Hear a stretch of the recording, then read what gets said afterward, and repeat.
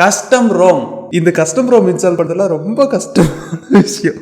அதாவது பாத்தீங்கன்னா நம்மளுடைய சப்ஸ்கிரைபர் திருப்பி கேட்ட கொஸ்டின் தான் கஸ்டம் ரோம் எப்படி இன்ஸ்டால் பண்றது.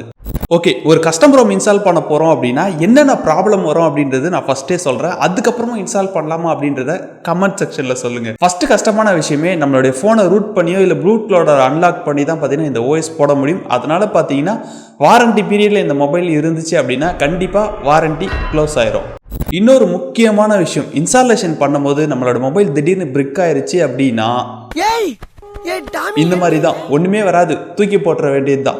இந்த பிரச்சனையெல்லாம் தாண்டி நான் ஓஎஸ் போட்டே தீருவேன் அப்படின்னு சொல்லிட்டு போட்டிங்க அப்படின்னா திடீர்னு ஓஎஸ் எப்போ கரப்ட் ஆகுனே தெரியாது.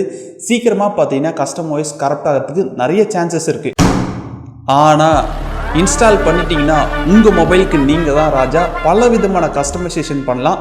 இப்போ சொல்லுங்க, கஸ்டம் ரோம் இன்ஸ்டாலேஷன் வீடியோ வேணுமா வேணாமா?